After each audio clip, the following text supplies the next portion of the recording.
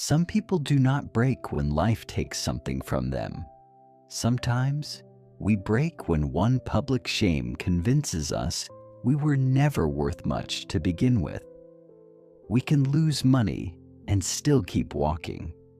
We can lose comfort and still keep breathing.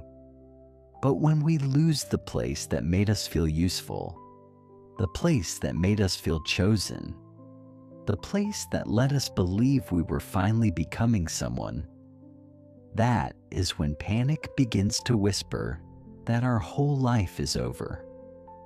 And panic is dangerous for one reason. It never waits for time to speak. It sees one closed door and immediately calls it the end. But sometimes, the place we beg life not to take from us is the very place quietly destroying us.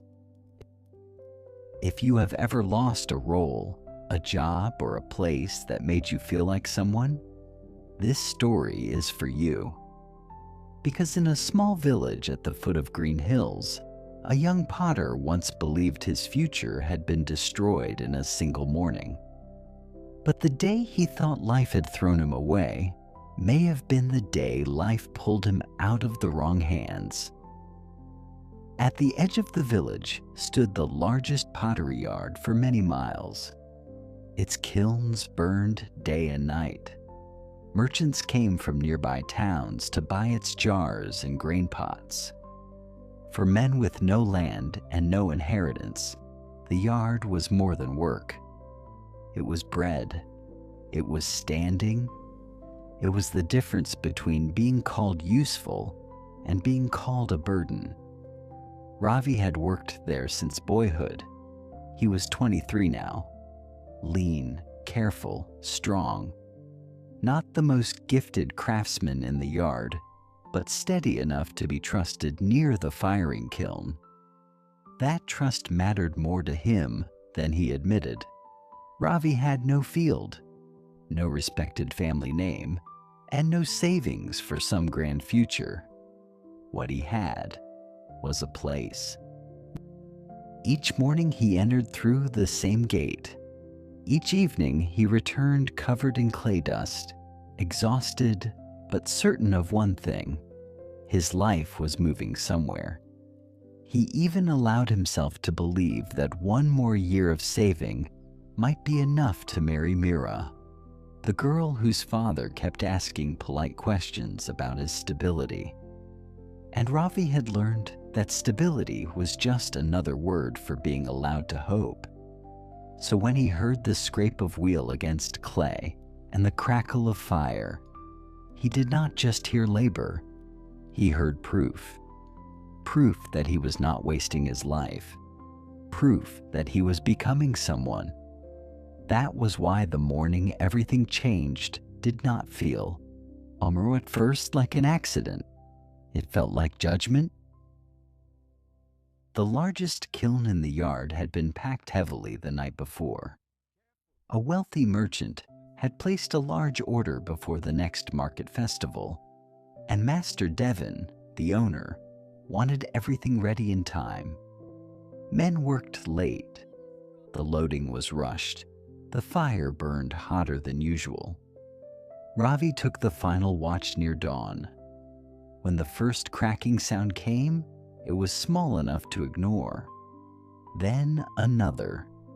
Then a deep, violent split echoed through the kiln wall.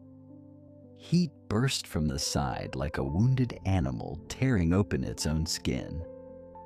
By the time the workers forced the fire down and opened the chamber, the damage was done. Jars had warped. Others had split. Several had collapsed into one another, ruining the rest. The courtyard fell silent. Master Devon arrived not long after. He looked once at the damaged batch, once at the cracked kiln wall, and then at Ravi. Who had the final watch? Ravi stepped forward. For 1 second, he believed he would be asked what had happened. Instead, Devon's face hardened with the quick certainty of a man who needed a culprit more than he needed truth. "You were trusted with the last hours," he said. "And now look." Ravi opened his Can't just mouth. let this happen, Devin. "Master, We have the to wall do had been something. straining Please for days. just. I heard the—" "You heard and you did nothing?" The other workers lowered their eyes. No one moved. No one helped. No one wanted to stand too close to a man already being chosen as the sacrifice. Ravi felt heat rise through his body, not from the kiln, but from the eyes gathering on him. "I did not cause this," he said. Master Devon stepped closer. "In this yard, the man who stands watch is responsible for what survives the night."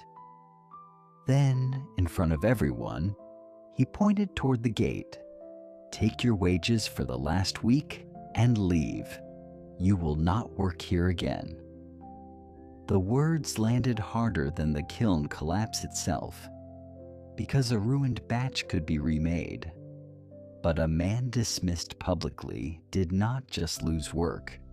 He lost face. Is he lost standing? Ravi stood there with clay on his arms and ash on his clothes, while the yard that had once felt like the shape of his future suddenly looked at him as if he had become dangerous to stand near. No one argued for him. No one said the kiln had been old. No one said the firing had been rushed. When shame enters a crowd, courage often leaves first.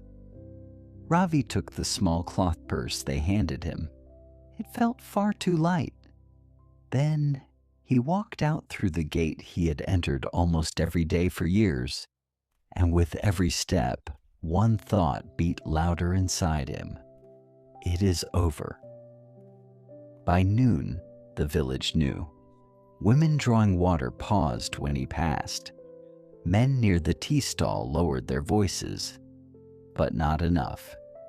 Ravi kept walking. He did not go to Mira's house.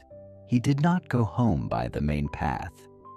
He did not want his mother to see his face before he had learned how to rearrange it into something less broken. At last, he circled behind the pottery yard, toward the place where damaged pieces were dumped. Broken rims, collapsed bowls, pieces too flawed to sell and too compromised to trust. That was where he saw the old man. Hari sat on a flat stone with a chipped water pot between his knees. Beside him lay a basket filled with cast-off pieces from the yard.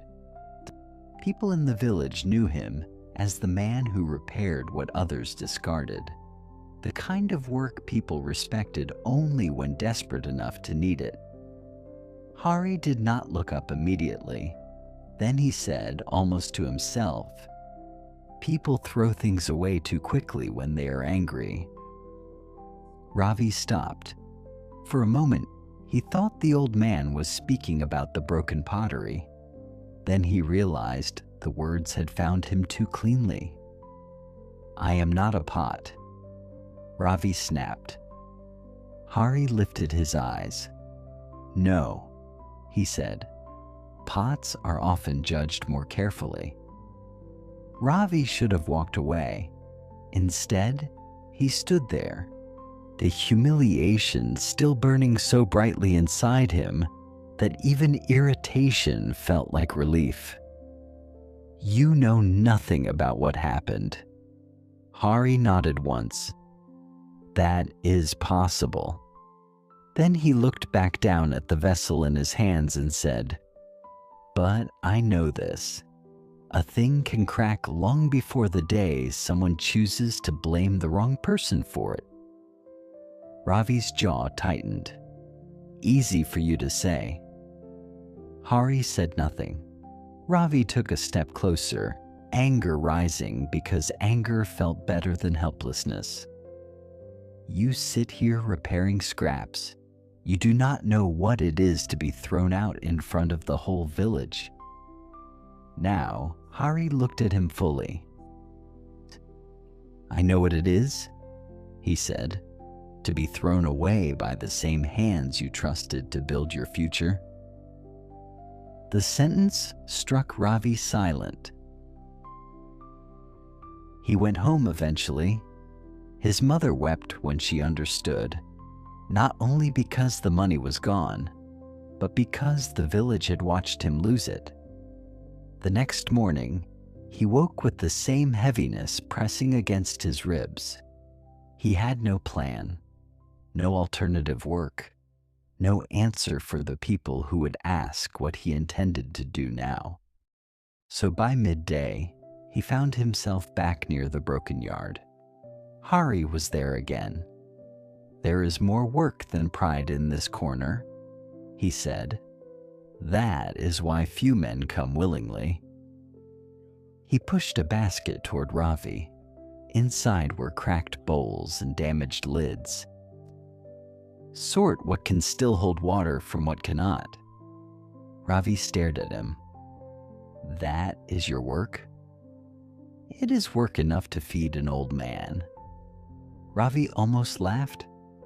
"I worked in the main yard," he said. "I handled kiln batches meant for merchants." Hari did not react.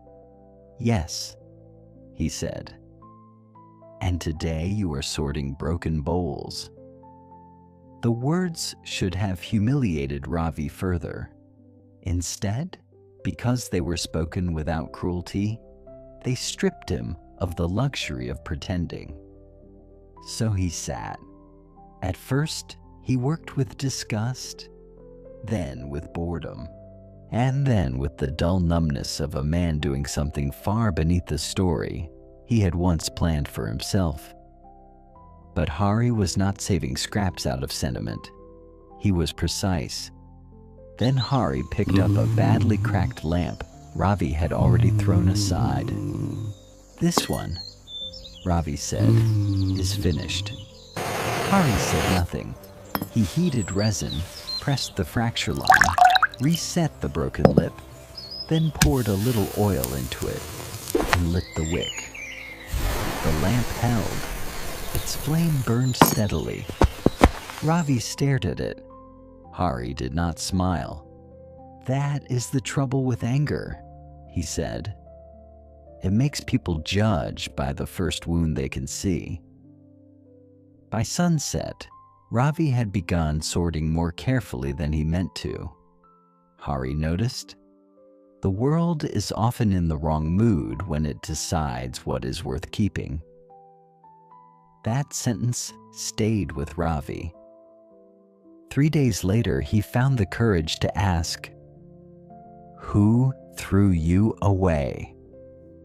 Hari's hands did not stop moving. Then he said, "The same kind of men who threw you away.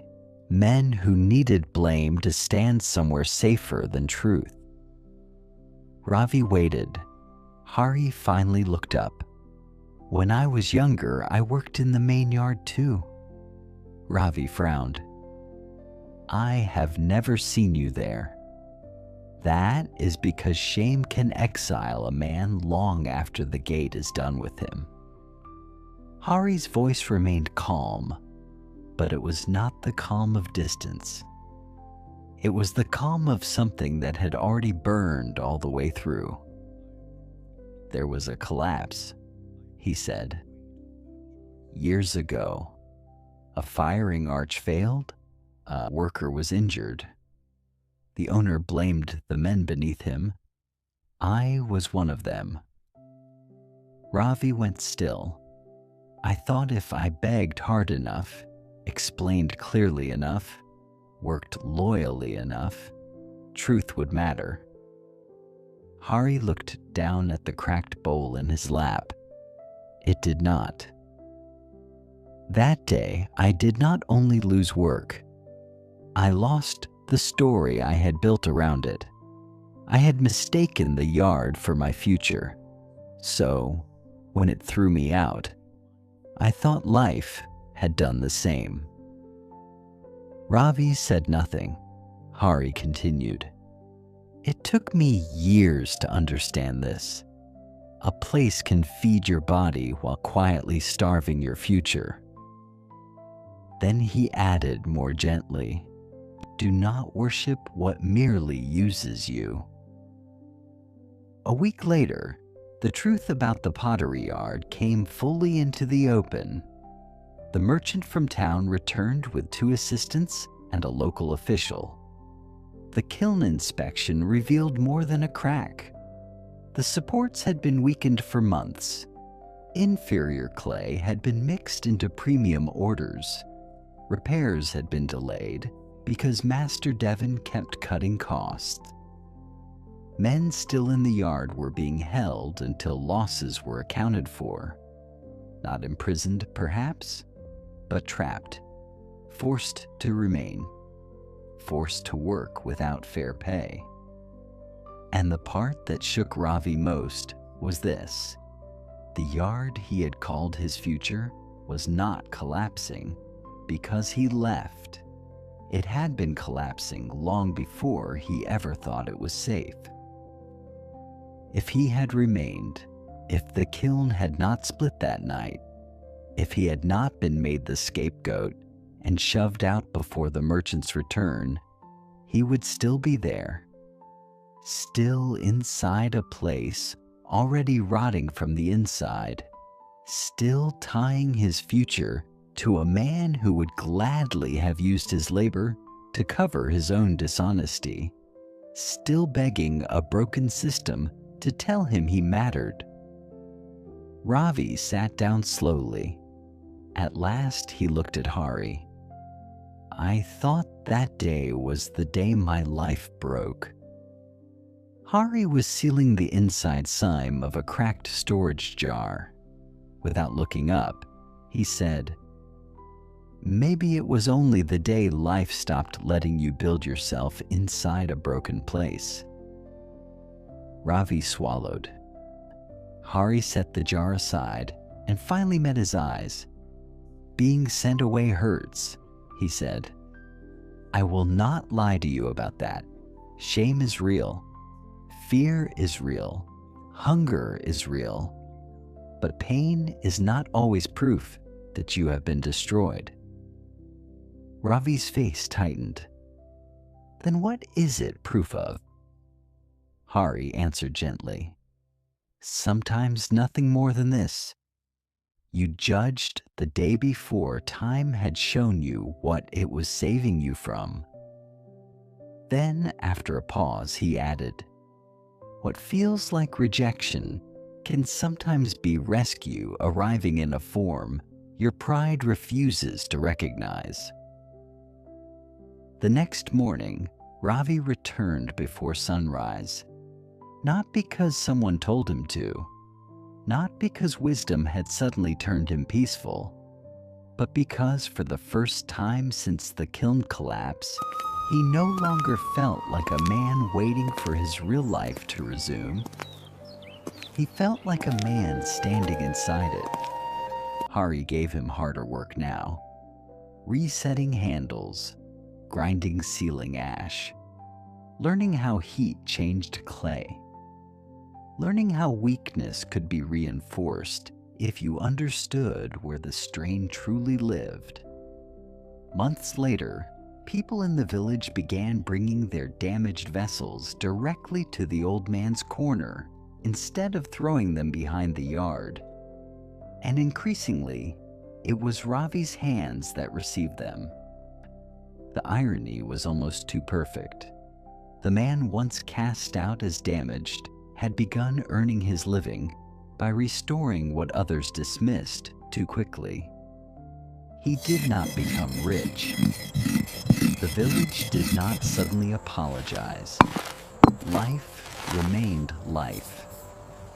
But Ravi changed in a deeper way than success alone could have produced. He no longer mistook one public wound for the final truth about his worth. He no longer called every closed door a verdict. And whenever he held a cracked bowl long enough to discover it could still be mended, he remembered the day he had sat on the edge of the broken yard, believing he had become useless. he had not been useless. He had only been standing at the wrong gate, asking the wrong place to tell him who he was. Maybe that is what we learned too late.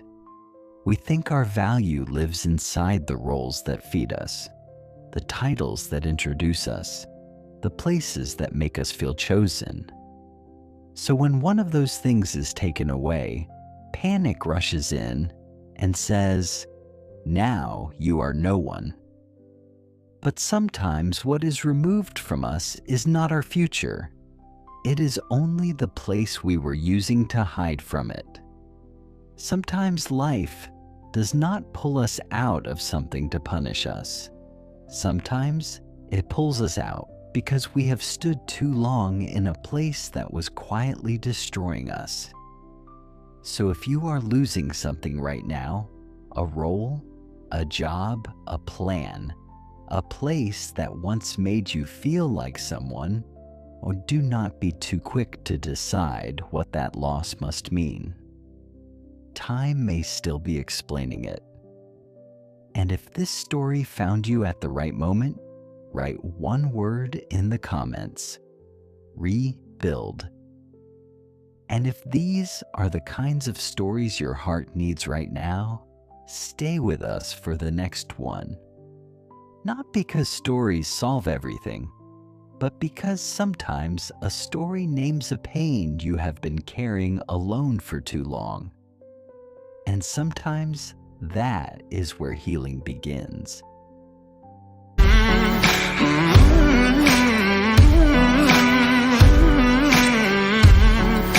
What rejected you saved you? Stories that change your life. There was a time in Daniel's life when he believed that every rejection was proof that he wasn't good enough. Every unanswered email felt like a closed door. Every failed interview sounded like someone whispering, "You'll never make it."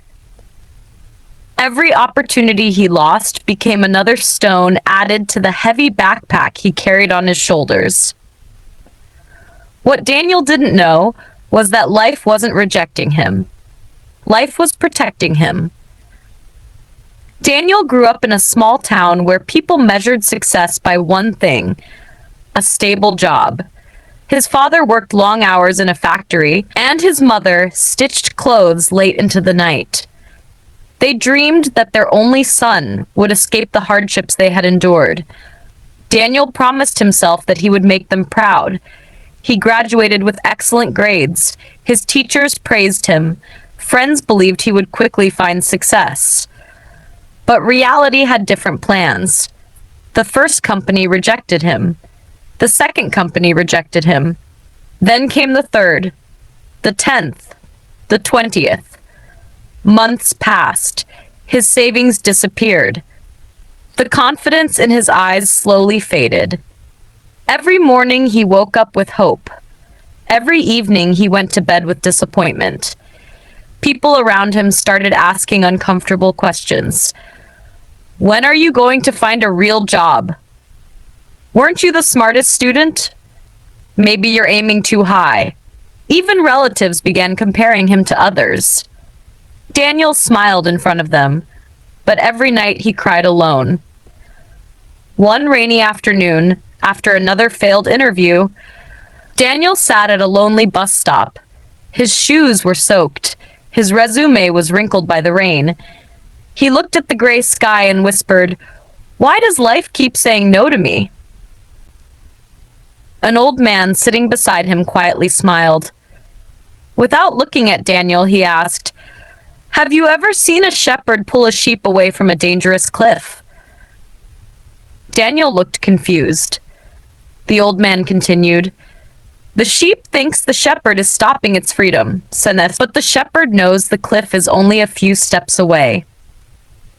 Daniel remained silent. "Sometimes," the old man said, "what pushes you away is actually saving your life." Before Daniel could ask another question, the bus arrived. The old man stood, smiled once more, and disappeared into the crowd. Daniel never saw him again. But those words refused to leave his mind. The next morning, instead of asking, Why was I rejected? He asked. What if that rejection protected me from something I couldn't see? For the first time in months, his heart felt lighter. He decided to stop chasing every opportunity. Instead, he started learning new skills. He spent hours reading books. He learned communication, leadership, digital marketing, business strategy, public speaking. He watched free online courses until midnight. While others laughed at his unemployment, Daniel quietly rebuilt himself. Days became weeks. Weeks became months. One afternoon, a news report shocked the entire city. The company Daniel had desperately wanted to join, the one that had rejected him first, had suddenly gone bankrupt. Thousands of employees lost their jobs overnight. Daniel stared at the television. If they had accepted him, he would have been unemployed again. He slowly remembered the old man's words. What pushed you away may have been saving you. That realization changed everything. Instead of seeing rejection as failure, he started seeing it as redirection. And sometimes redirection is the greatest gift life can give. From that day forward, Daniel stopped begging the world to choose him. He decided to become someone who created opportunities instead of waiting for them.